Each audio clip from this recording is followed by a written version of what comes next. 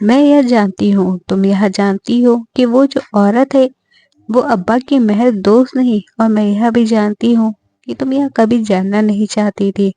جب کبھی بھی ابا راتوں کو دوسرے شہر میں ہوتے تب یہ شہر تمہیں دوزخ لگتا، جیسے کسی نے تمہیں ڈھکیل دیا ہو ان ڈلتی درخان کے درمیان، اور یوں لگتا کہ نیند بھی کوئی ناپاک ناقاب ہو تمہارا۔ جب کبھی ابا بیڈ سے اٹھ کر چلے جایا کرتے تو تمہارے حلق سے وہ نوالہ نیچے نہیں اترتا، مگر تم مجھے تو کھلا ہی دیا کرتی ہو، اور تم بھی کیسے نہ کیسے کھا ہی لیا کرتی ہو۔ جب بھی میں چھوٹی تھی تب میرے سوال بھی جدا تھے اور تمہارے جواب بھی، اور اب جب عمر کا حق مقام بھی طے کر چکی ہوں تو ابا کو لے کے میرے سوال کی جانب جدا ہیں، لیکن تمہارے جواب تو اب بھی وہی ہیں۔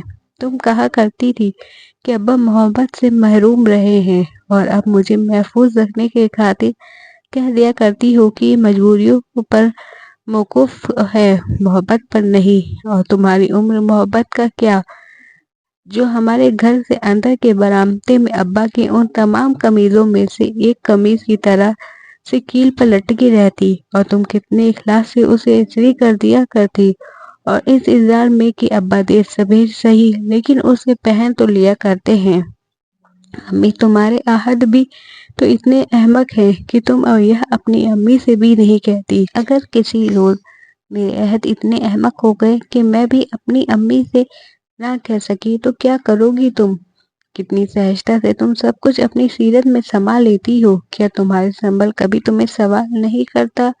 کیا تمہاری توقع تم سے کبھی توجہ کی مانگ نہیں کرتی؟ کیا تمہاری زبان کبھی ذہن سے زبردستی نہیں کرتی؟ کیا تمہاری روح کبھی اس رقیب کی طرح دیکھ رو نہیں پڑتی؟ کیا تم یہ نہیں جانتی کہ میں کئی دفعہ سوچتی ہوں کہ تم سے پوچھ لوں، تم سے یہ سب ایک روز، اور یقین کرو میں پوچھنے ہی والی ہوتی ہوں، مگر تم اس سے پہلے ہی میری اور دیکھ کر مسکرا دیا کرتی ہو۔